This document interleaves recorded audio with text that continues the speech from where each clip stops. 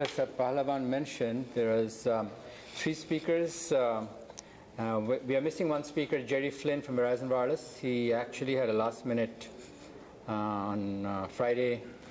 He's told that he needed to be somewhere by the corporation, so he couldn't make it. So the first speaker would be Kirk Burroughs from Qualcomm. And the title of the presentation is Discussion of Indoor Location Standard. Kirk? If you can just introduce, give it just a sentence speaking on yourself. Okay.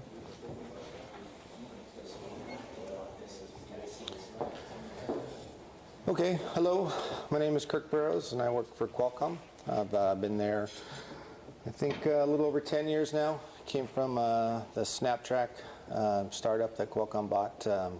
Snaptrack was, of course, one of the founders of assisted GPS, and speaking of the government earlier, right, is the FCC mandate for 911 and cell phones was kind of the catalyst for that technology, and it's now pretty much ubiquitous in the U.S. and in phones, and now, of course, the push is to take that type of technology to indoors. So we're going to talk a little bit about the past and the present and the future of location standards with an emphasis on indoor location standards. So what I have on the first couple slides is just kind of an overview of various standards bodies and some of the highlights of the things that they're working on. A little bit of history on the outdoor, as I said, and then rolling into indoor technology. And then there's some subsequent slides going into a little more detail on a few specific standards bodies, not all of them. So the core one, the main one, is 3GPP and 3GPP2. These are the long-standing traditional cellular standards bodies where GSM, wideband CDMA, and LTE carriers have standardized everything in terms of how cellular technology works, and particular location-based services and E911. As I said, E911 is where a lot of this started in terms of my career and getting location into the cellular industry. So you'll hear a lot about indoor technology and the need for new technologies to get it work, and that's somewhat an inaccurate statement because the existing technologies today, AGPS, and as mentioned earlier today, AFLT, and the soon-to-be deployed LTE, observed time difference arrival, actually do work indoors. So if you dial 911 from your cell phone right now, you're going to get a position estimate based on either the satellite or the terrestrial or some combination of the two ranging, and that's how the public safety is actually going to come get you. Now, obviously, as you get indoors, it's not as good. They wouldn't know you're on the second floor. They probably would just know that you're on the city block. So it can certainly improve, but it basically does work indoors. OTDOA should be better than AFLT. It was designed to be better than AFLT, so hopefully see some improvements there. There's GPS out there today. There's GLONASS. Pretty soon there'll be Compass, we hope. We're still waiting for the ICDs from the Chinese government. But when that happens, there'll be standards activities there. But still, there are limits to the level of accuracy you're going to get. 3GPP and 3GPP2, in my opinion, have missed an opportunity to be more proactive on some areas to do better on indoor standardization for location. They have deployed and are standardized femtocells. That's an important part for carriers. They want to have indoor coverage to, churn is one of the biggest issues for carriers, and coverage is one of the biggest reasons for churn. So they'll put a femtocell in somebody's house.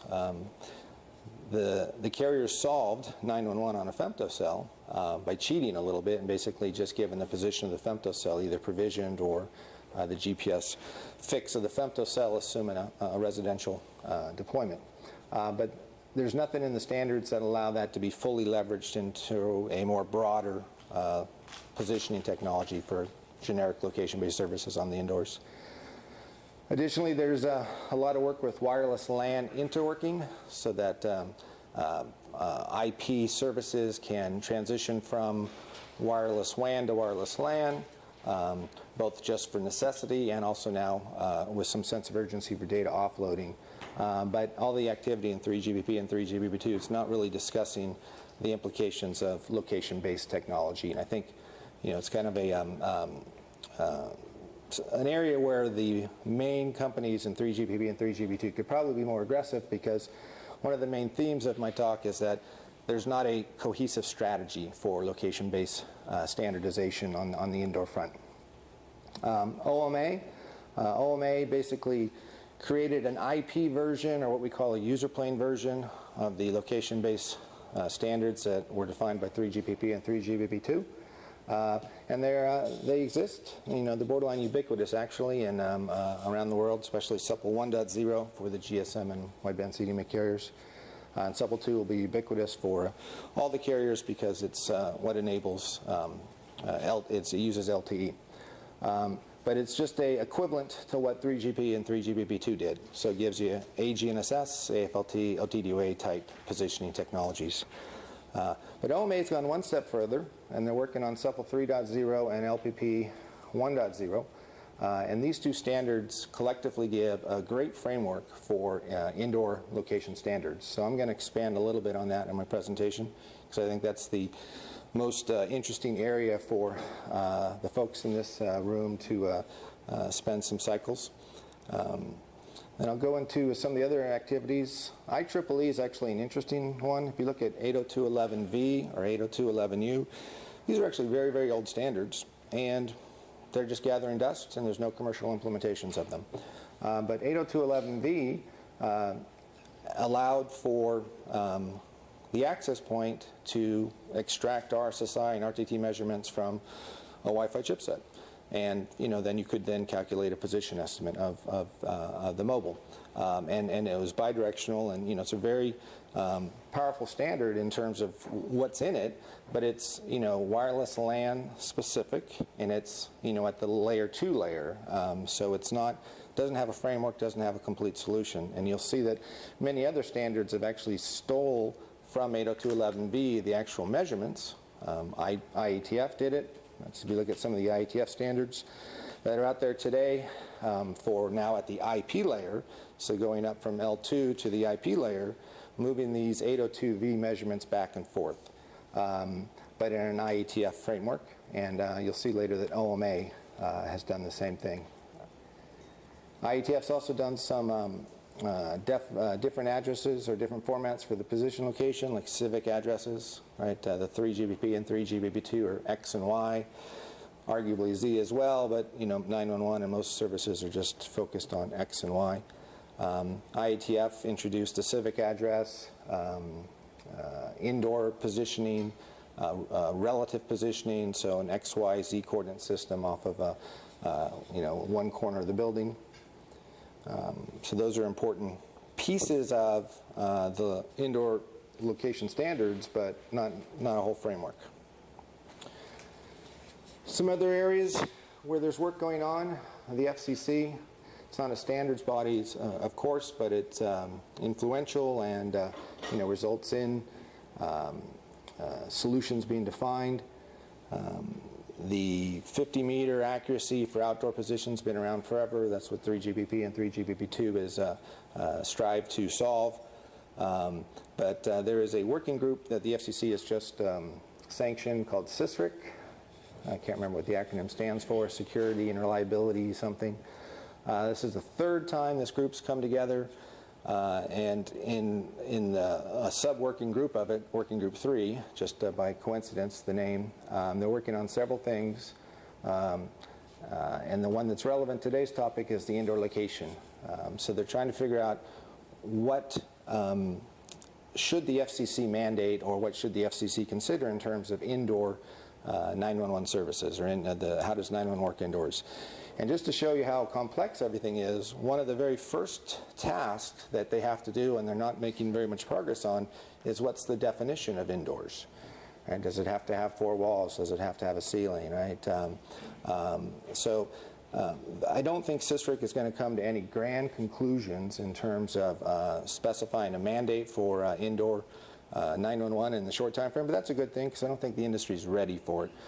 So they will, I think, define some common terms, set some criteria for how you could define indoor, how you could test indoor, and how you could evaluate the technologies. And one of the things they are starting to look at is is how to leverage the existing LBS services that exist today. You know, indoor technology obviously works. We started today with a Google Maps demo going into an IKEA store.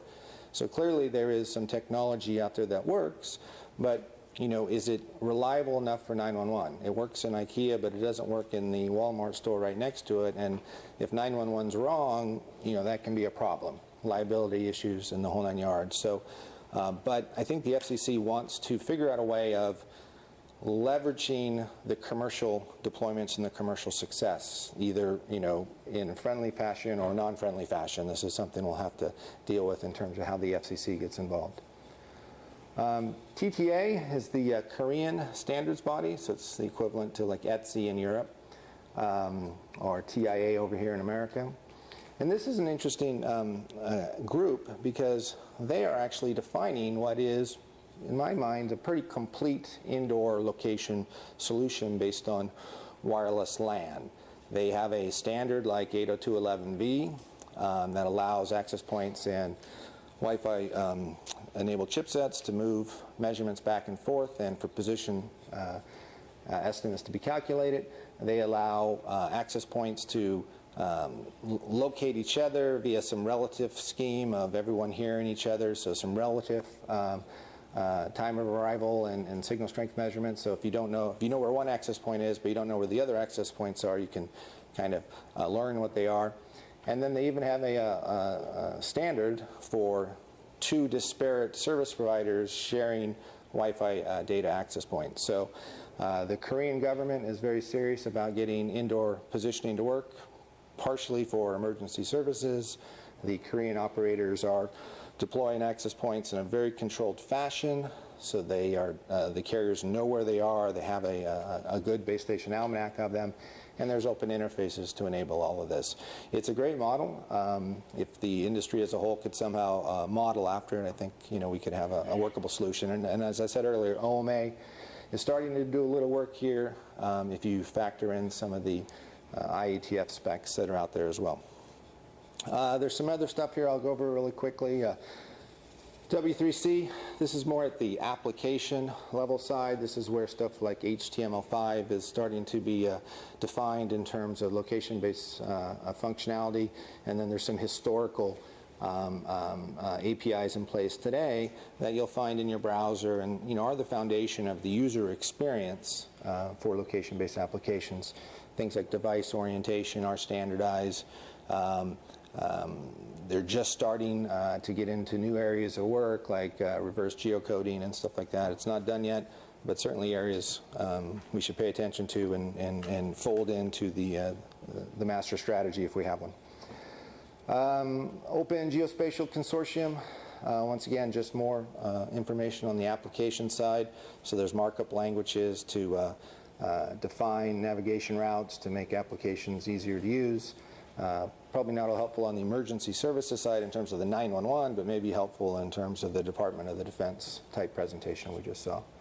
And then femtoform, this is kind of related to my first comment about 3GPP and 3GPP2. I think femtocells are an area where the industry's not being aggressive enough, and I think that's because the focus is on wireless LAN, because obviously there's a huge difference in terms of the penetration rate and then thus the usability of it. But the femtoform, of course, is a industry organization meant to foster success of femtocells, so you know they are actively working on location-related technology. And in fact, they have something very similar to 802.11b, where some controlling management center can control all the femtocells and make measurements of mobiles in the room and determine the location of the device. So, you know, managed femtocell deployments are coming with some kind of network-centric, network-based positioning server, and there's standards in place for that.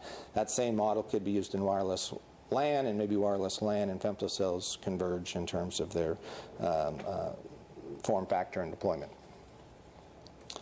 So, so now I'll go into a little more detail on a few of the standards bodies I just went over. Most of my focus will be on OMA because I really think that's where the best solution is forming in terms of the industry.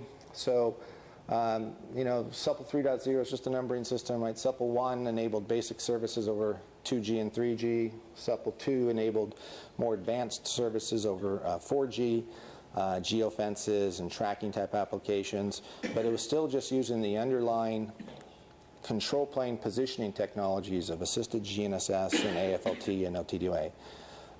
So Supple 3.0 is a framework that allows more things to happen, and in particular it allows the LTE positioning protocol extensions to be executed. So LPP, the LTE positioning protocol, is the AGNSS and OTDA positioning protocol defined by 3GPP for LTE phones, but it's a control plane solution. And 3GPP can control GSM, they can control wideband CDMA, they can control LTE, but they can't control Wi-Fi, the air interface of Wi-Fi and how it works. So they created, when they wrote LPP, they wrote it extensible, and they said, somebody please fill in the blanks in terms of the wireless LAN or any other type of measurement. So you could think of WiMAX, UMB, a lot of different technologies were thrown in at the start, but obviously wireless LAN is the crown jewel of what LPPE is working on. So LPPE is where a lot of this is going on, and the 802.11b measurements are able to be passed in LPPE. You can actually move information about the location of the transmitters back and forth, so downloading tiles, that type of technology is already effectively in the OMA standard. So a lot of the services and technologies you see today, you could morph into a fully standards-based solution if you wanted to, and what's missing still needs to be standardized. There's something called the discovered SLP, which is a key part of the solution as well, and the next figure I think will help us see this. So Supple is based on, it's IP-based service, so it's called the user plane.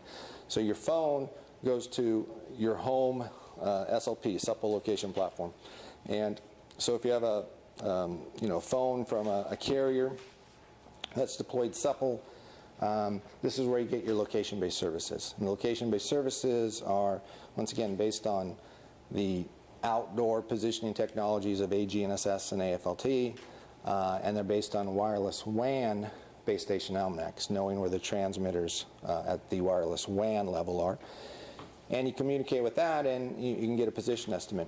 But it's easy for a carrier to keep track of their 100,000 base stations or 200,000 base stations. But for the access points, there's much more. And there was a lot of talk about privacy issues, ownership issues, venue-specific issues. So this discovered SLP in the OMA context is a great framework to allow the DSLP to be venue-specific. So the home SLP can tell you about the DSLP, or you can discover the DSLP through some other mechanisms. In fact, 802.11u is a service discovery mechanism in IEEE that could be used. And then so once you discover the DSLP, this could be the the server that you interact with to get information about where the access points are, to pass back RSSI and RTT type measurements. So the framework is all in place. We think it's it enables this outdoor to indoor transition, purely standards based. So we're big believers in this, and I would like to funnel activity that way. Then that's it on OMA. And then I think I've pretty much already talked about this in the introductory stuff, but this is just some details about what's in 802.11b. And like I said, I think the problem with 802.11b is it's a layer 2 mechanism. You could get chipset vendors and access point vendors to interoperate, and you'd have this basic capability, but it would only work for managed access points, and it would only work on wireless LAN. It doesn't have a seamless integration with wireless WAN. It allows for civic and geospatial formats to go back and forth. So it's actually a very old spec and the foundation of some of the current work that's going on. I think I'll skip over this. I don't think there's it's a reference for you in terms of what's in there. I just wanted to give some content if we wanted to get into the details. So the IETF. The IETF is another standards body I'll delve into a little bit. So there was some talk about GeoPriv earlier today. It's definitely the working group where this type of activity could take place. It's GeoPriv because it does both geospatial stuff like actual measurements and positioning technology, and it also focuses a lot of its time and energy on privacy. OMA is not so interested in privacy, so there could be a good partnership here between the IETF and OMA. But you can see a lot of the stuff that they've done over the time. Some of it's redundant. The actual position determination capabilities, the ability to move assistance data back and forth, to move measurements back and forth, I think is redundant with the other standards. So this is an example of how the industry's kind of got disparate efforts, and it's causing a little bit of confusion. I'll list a couple standards on this page and the next on what they're working on. So this RFC 5139 is actually an important one because it does do all the formats for the actual locations. So this pit-of-flow information, that's actually what's in 3GPP. So 3GPP borrowed this spec. OMA borrowed this spec. If you look at voice over IP, IMS E911 call flows that we'll see in the US here sometime in the future, you know, the positions moving around are going to be based on the IETF standard. They can give you just a geographical descriptor like an X and a Y, an R for certain, you know, two-dimensional or three-dimensional, but can also give you specific indoor location estimates. If you had an underlying indoor location technology, and if you dialed 911 from your cubicle and there was some way to identify your cubicle, you could pass that specific information about your cubicle up in this standardized format. Three other standards that they're working on. The second one there is just an extension of RFC 5139, just more information. It actually describes types of buildings. They had some a registry for types of what they defined as structures, like an airplane or a bus or whatever. So you can actually say you're in seat 11E or something if you're dialing 911 from an airplane. And then these last two are examples of where I think they're somewhat redundant. So this held measurement one basically copied 802.11v, copied the AGNSS and AFLT and OTDOA standards, and allowed these measurements to be moved at the IP layer. So we certainly want to funnel all of these activities into some common efforts. And then just as a wrap up, so once again, 3GPP and 3GPP2 have done a great job with satellite-based systems and terrestrial-based systems. But they wrote it in the context of cellular providers and mobile phones, and they didn't really have stated goals for indoors or outdoors. They didn't talk about indoors or outdoors. They basically said, hey, you can get, if you can make a cell phone call, you can get a position estimate. And the position estimate will be labeled with some uncertainty, and it works. So anywhere where you can dial 911, you can also get a position estimate. So it works everywhere that you can make a phone call. So in that sense, they weren't worried about indoors or outdoors. They weren't worried about the FCC mandate. It's the international standards bodies. Some countries don't have mandates.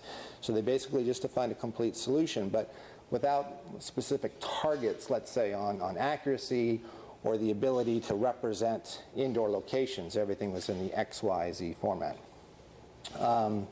As I mentioned, I think they've neglected the opportunity of the femtocell integration and the wireless LAN integration to go further. It's not too late to undo that, but it requires member companies to drive this, and Qualcomm's just one member company, and in particular the carriers would have to really drive this kind of activity, I think. So no pressure, FD.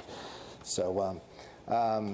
And then, my main theme, I think, today is that if you look across the standards, it's somewhat of a disjoint effort. And, since there's a lack of a master plan and a lot of technology vendors go standards body shopping, right? If you can't get achieve what you want achieved in OMA, then you go to the FCC. And I didn't list a bunch of other ones. You can go to NINA, you can go to the IETF, you can go to IEEE, you can go to... you can create femto forms or the broadband forms, and this is where you can push your technology through. And it's important from a business perspective, but it certainly doesn't necessarily lead to a cohesive, non-fragmented ecosystem, and I think that's what we really need. OMA, as I've said a few times already, I think is the best place to keep everything centralized and to avoid the fragmentation here. Obviously, it's going to depend on IETF, it's going to depend on IEEE, it's going to depend on 3GPP and 3GPP2 for other activities. So at the end of the day, they all need to coordinate, and that's the main point of the message today. So that's my presentation. Thank you.